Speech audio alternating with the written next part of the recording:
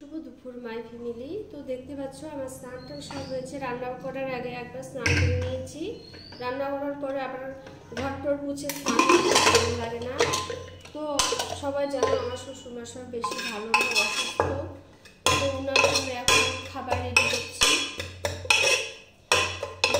ভাতটা আমরা আমাদেরটা ভাতটা করে ওনার জন্য প্রেশারে একদম গালা গালা করে ভাত করি। তো ওনার জন্য শুধু ভাত আর হচ্ছে দেখো শিং মাছ দিয়ে ঝোল, শিং মাছ দিয়ে ঝোল আর অল্প একটু ডাল দিয়েছি, আর কিচ্ছু দিব না। ওনার জন্য এই যে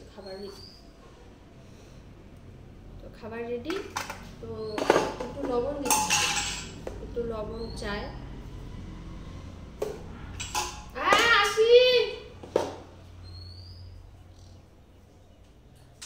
আর একটু কাঁচা লঙ্কা দিতে হবে। এই যে খাবে না ওইটা আর কি লাগবে, এটা ওনার অভ্যাস।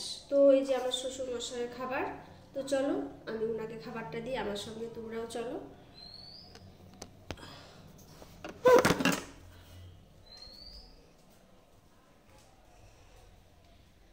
মাত্রই স্নান সেরে আসলাম। উনি রোদ্রে বারান্দায় থাকে, উনি ঘরে আসতে পারে না।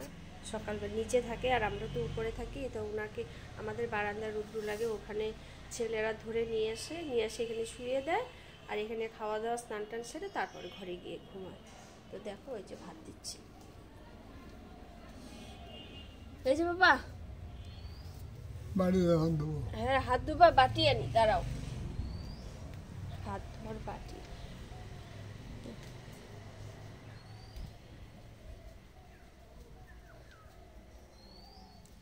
দাঁড়াও। গরম জল দিই। জল মানে এতটা রৌদ্র, তো এই যে জল আমি বোতল শ্বশুর বাবার জন্য গরম দিয়ে দিই, একদম পুরো গরম হয়ে থাকে।